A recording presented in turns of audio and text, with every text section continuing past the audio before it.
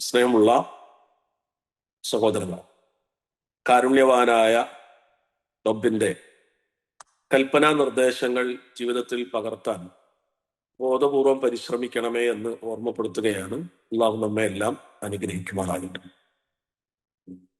സഹോദരങ്ങളെ, വിശ്വാസികൾ എന്ന നിലയിൽ നമ്മൾ ജീവിതത്തിന്റെ വിവിധങ്ങളായ തലങ്ങളിലൂടെ കടന്നു പോകുമ്പോൾ കൃത്യമായ അള്ളാഹുവിന്റെ കൽപ്പനാ നിർദ്ദേശങ്ങൾ പകർത്തുകയും അതിനനുസരിച്ച് ജീവിതത്തെ പരിവർത്തിപ്പിക്കുകയും ചെയ്യേണ്ടവർ.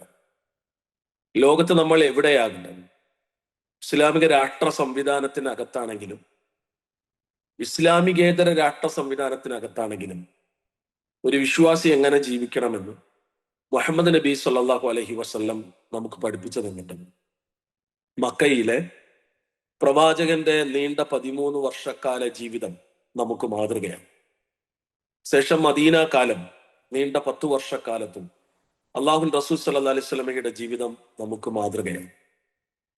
മക്കയിൽ ഒരു ഇസ്ലാമിക രാഷ്ട്രമോ സംവിധാനമോ ഇല്ലാത്ത ഒരു കാലത്ത് അള്ളാഹു റസൂൽ സല്ലല്ലാഹു അലൈഹി വസല്ലം എങ്ങനെയാണ് മുന്നോട്ട് പോയത്? എന്നാൽ ഇസ്ലാമിക രാഷ്ട്രവും സംവിധാനവും എല്ലാം നിലനിന്ന മദീനയിൽ പ്രവാചകൻ സല്ലല്ലാഹു അലൈഹി വസല്ലമയുടെ നിലപാടുകളും സമീപനങ്ങളും എന്തൊക്കെയായിരുന്നു എന്നെല്ലാം കൃത്യമായി ഹദീസിന്റെ വെളിച്ചത്തിൽ, ചരിത്ര യാഥാർത്ഥ്യങ്ങളുടെ വെളിച്ചത്തിൽ നമുക്ക് വായിക്കാനും മനസ്സിലാക്കാനും കഴിയും.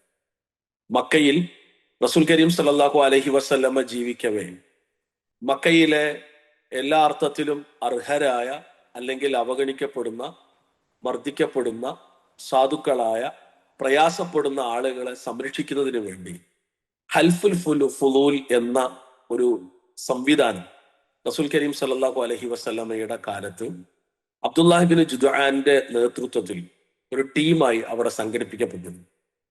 അഥവാ മക്കയിൽ അല്ലെങ്കിൽ കടന്നു വരുന്ന ആളുകൾക്ക് നിർഭയരായി തീർത്ഥാടനം നിർവഹിക്കാനും അതേപോലെ അത്തരത്തിൽ സമാധാനപൂർവമായ ഒരു ചുറ്റുപാടും സാഹചര്യവും സൃഷ്ടിക്കുന്നതിന് വേണ്ടിയാണ് അവിടെയുള്ള ആളുകൾ ഈ നന്മയിൽ ഒരുമിച്ച് നിന്നത്. റസൂൽ കരീം സല്ലല്ലാഹു അലൈഹി വസല്ലം പിന്നീട് ഒരിക്കൽ പ്രഖ്യാപിക്കുകയുണ്ടായി, ഹൽഫുൽ ഫുലൂൽ പോലുള്ള ഒരു സംവിധാനം ഇപ്പോഴും ഉണ്ടെങ്കിൽ ഞാൻ ഇപ്പോഴും ആ നന്മയുമായി അല്ലെങ്കിൽ ആ സംവിധാനവുമായി ചേർന്ന് നിൽക്കുമായിരുന്നു. അതിന്റെ പേരിൽ എത്ര ഒട്ടകങ്ങൾ എനിക്ക് നഷ്ടപ്പെടേണ്ടി വന്നാലും എന്നൊരു പ്രയോഗം പ്രവാചകൻ സല്ലല്ലാഹു അലൈഹി വസല്ലമയിൽ നമുക്ക് കാണാൻ കഴിയും. അഥവാ സമൂഹത്തിൽ സമാധാനവും അതേപോലെ തന്നെ സുസ്ഥിതിയും, അതേപോലെ അവഗണിക്കപ്പെടുന്ന, മർദ്ദിക്കപ്പെടുന്ന, പ്രയാസപ്പെടുന്ന ആളുകൾക്ക് ആശ്വാസവും താങ്ങും തണലുമായി നിൽക്കുന്ന അത്തരമൊരു സംവിധാനത്തിന്റെ കൂടെ അള്ളാഹു റസൂൽ സല്ലല്ലാഹു അലൈഹി വസല്ലമ ചേർന്ന് നിന്നു എന്ന് ചുരുക്കം. എന്നും അങ്ങനെ തന്നെയായിരുന്നു. നന്മകളിലൊന്നും അള്ളാഹു റസൂൽ സല്ലല്ലാഹു അലൈഹി വസല്ലമ ചേർന്ന് നിന്നു. നമ്മോട് അത് ആവശ്യപ്പെടുകയും ചെയ്തു. വിശുദ്ധ ഖുർആന്റെ കൽപ്പന പോലും അങ്ങനെയാണ്. വതആവനു അലൽ ബിർരി വത്തഖ്വ, നിങ്ങൾ പുണ്യത്തിലും സൂക്ഷ്മതയിലും ധർമ്മനിഷ്ഠയിലും നിങ്ങൾ സഹകരിക്കണം.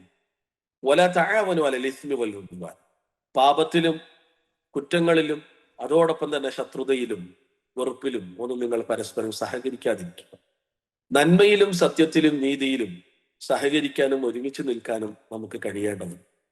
പ്രത്യേകിച്ച് ഇന്ത്യയെ പോലുള്ള ഒരു ജനാധിപത്യ രാഷ്ട്രക്രമത്തിന്റെ കീഴിൽ താമസിക്കുന്ന നമ്മെ സംബന്ധിച്ചിടത്തോളം ഇന്ത്യ മഹാരാജ്യം ഒരു മതരാഷ്ട്രമല്ല, ഒരു ഇസ്ലാം രാഷ്ട്രമോ ഒരു ഹിന്ദു രാഷ്ട്രമോ ഒരു ക്രിസ്തു രാഷ്ട്രമോ ഒരു ബുദ്ധരാഷ്ട്രമോ അല്ല. മറിച്ച് ഇതൊരു മതേതര രാഷ്ട്ര സംവിധാനമാണ്. ഇതിന് കെട്ടുറപ്പുള്ള ഭരണഘടനയാണ്.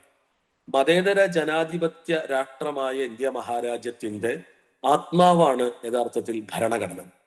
മാത്രമല്ല, ഒരു ജനാധിപത്യ രാഷ്ട്ര സംവിധാനത്തെ സുസ്ഥിതമായി നിലനിർത്താൻ സഹായകമാകുന്ന ഏറെ ശ്രദ്ധേയമായ നടപടിക്രമമാണ് യഥാർത്ഥത്തിൽ തെരഞ്ഞെടുപ്പുകൾ, ഇലക്ഷനുകൾ.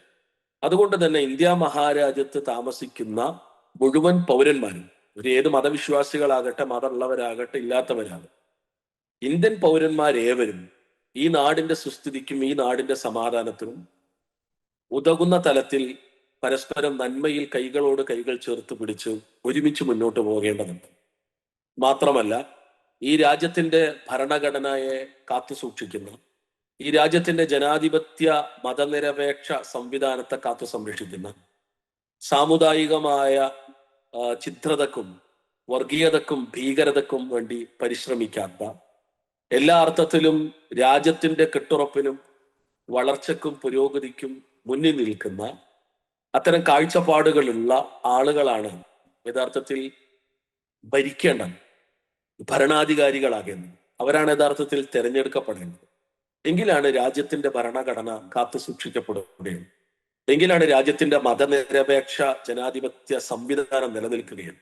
അതല്ല എങ്കിൽ ഇന്ത്യ മഹാരാജ്യം അഭിമാനത്തോടെ ലോകത്തിന്റെ മുന്നിൽ തലയുയർത്തി നിൽക്കുന്ന ഇന്ത്യ മഹാരാജ്യത്തിന്റെ അഭിമാനത്തിന് പോറലേൽക്കുന്ന സ്ഥിതിവിശേഷങ്ങളും സംവിധാനങ്ങളും ഉണ്ടാകും. അതുകൊണ്ട് കേരളം നിയമസഭാ തെരഞ്ഞെടുപ്പിലേക്ക് കാലെടുത്ത് വെച്ചിരിക്കുകയാണ്. നാളെയാണ് ഇലക്ഷൻ. നമ്മെ സംബന്ധിച്ചിടത്തോളം ഈ നാടിന്റെ നന്മയും ഈ നാടിന്റെ ഐക്യവും നാടിന്റെ സുസ്ഥിതിയും നാടിന്റെ സമാധാനവും നാടിന്റെ സൗഹൃദ അന്തരീക്ഷവും സാഹോദര്യവും തീർച്ചയായും നിലനിൽക്കേണ്ടത്. വർഗീയ തീവ്രവാദ ചിന്തകൾ വേരോടെ പിഴുതെറിയപ്പെടേണ്ടത്. ഭരണഘടന ശക്തവും ഭദ്രവുമായി നിലനിൽക്കേണ്ടതുണ്ടാവും. ഒരു ജനാധിപത്യ രാഷ്ട്ര മതനിരപേക്ഷ സംവിധാനമായി നമ്മുടെ കൊച്ചു കേരളം ലോകത്തിന്റെ മുന്നിൽ തലയുയർത്തി നിൽക്കേണ്ടതുണ്ട്. അതുകൊണ്ട് വോട്ടവകാശം എന്നത് ഓരോ പൗരന്റെയും മൗലികാവകാശമാണ്. നിസ്സാരമായി അതിനെ തള്ളിക്കളയാതെ, അവഗണിക്കാതെ നമ്മൾക്ക് ലഭിച്ച ഒരു പൗരൻ എന്ന നിലയിൽ നമുക്ക് ലഭിച്ച ഈ മൗലികാവകാശത്തെ സൃഷ്ടിപരമായി ഉപയോഗപ്പെടുത്താൻ നമുക്ക് കഴിയാം. ആർക്ക് വോട്ട് ചെയ്യണം എന്ന് തീരുമാനിക്കാനുള്ള അധികാരവും സ്വാതന്ത്ര്യവും ഏതൊരു പൗരനുമുണ്ട്. പക്ഷെ ആ സ്വാതന്ത്ര്യം ഈ ഭരണഘടനയെ സംരക്ഷിക്കുന്ന, ഇന്ത്യയുടെ ജനാധിപത്യ മതനിരപേക്ഷ മൂല്യങ്ങൾ ഉയർത്തിപ്പിടിക്കുന്ന പാർട്ടികൾക്കാകണം, അല്ലെങ്കിൽ വ്യക്തികൾക്കാകണം. എങ്കിലാണ് ഈ രാഷ്ട്രം സുസ്ഥിരമായി സമാധാനത്തോടെ മുന്നോട്ട് പോവുകയുള്ളൂ എന്ന് അടിവരയിടുകയാണ്. വിശ്വാസികൾ എന്ന നിലയിൽ ഈ നാടിന്റെ നന്മ ആഗ്രഹിക്കുന്ന, ഈ നാടിന്റെ മുഴുവൻ ജനങ്ങളെയും ഒരേപോലെ കാണുന്ന, വിഭാഗീയതകളോടുകൂടെ നോക്കിക്കാണാത്ത ഭരണാധികാരികൾ കടന്നു വരാൻ, അവർ തെരഞ്ഞെടുക്കപ്പെടാൻ നമുക്ക് പ്രാർത്ഥിക്കാം. കാരണം നാട് സമാധാനത്തോടെ മുന്നോട്ട് പോകണമെങ്കിൽ നാട് ഭരിക്കുന്ന ആളുകളും അതിൽ വളരെ പ്രധാനപ്പെട്ട ഘടകങ്ങളാണ്. ഭരണീയരും പ്രധാനപ്പെട്ട ഘടകങ്ങളാണ്. അതുകൊണ്ട് നമുക്ക് നമ്മുടെ നാടിന്റെ നന്മയ്ക്കു വേണ്ടി, സുസ്ഥിതിക്ക് വേണ്ടി, സമാധാനത്തിന് വേണ്ടി, പുരോഗതിക്ക് വേണ്ടി, വളർച്ചയ്ക്ക് വേണ്ടി, ഐക്യത്തിന് വേണ്ടി, സാഹോദര്യത്തിന് വേണ്ടി നമുക്ക് പ്രാർത്ഥിക്കാം. നമ്മുടെ മൗലികാവകാശത്തെ ഏറ്റവും സൃഷ്ടിപരമായി ഉപയോഗപ്പെടുത്താൻ നമുക്ക് കഴിയണം. അള്ളാഹു നമ്മെ എല്ലാം അനുഗ്രഹിക്കുകയും സഹായിക്കുകയും ചെയ്യുമാറാകട്ടെ. അർഹമുറാഹിമിനായ നാഥ, ഈ നാടിന്റെ കെട്ടുറപ്പും ഈ നാടിന്റെ ഭദ്രതയും കാത്തുസൂക്ഷിക്കുന്ന, സാഹോദര്യവും സാമുദായിക സൗഹാർദ്ദത്തിന് ഊന്നൽ നൽകുന്ന, ഭരണഘടനയെ കാത്തു സംരക്ഷിക്കുന്ന, മതനിരപേക്ഷ മൂല്യങ്ങൾ ഉയർത്തിപ്പിടിക്കുന്ന ഏറ്റവും നല്ല മാതൃകാ ഭരണാധികാരികളെ ഈ നാടിന് നീ പ്രദാനം ചെയ്യുമാറാകണമേ. റബ്ബനാ ആതിനാ ഫിദ്ദുനിയ ഹസന വഫിൽ ആഖിറതി ഹസനത വഖിനാ അദാബന്നാർ. വസ്സല്ലല്ലാഹു അലാ മുഹമ്മദ് വഅലാ ആലിഹി വസഹ്ബിഹി അജ്മഈൻ വൽഹംദുലില്ലാഹി റബ്ബിൽ ആലമീൻ.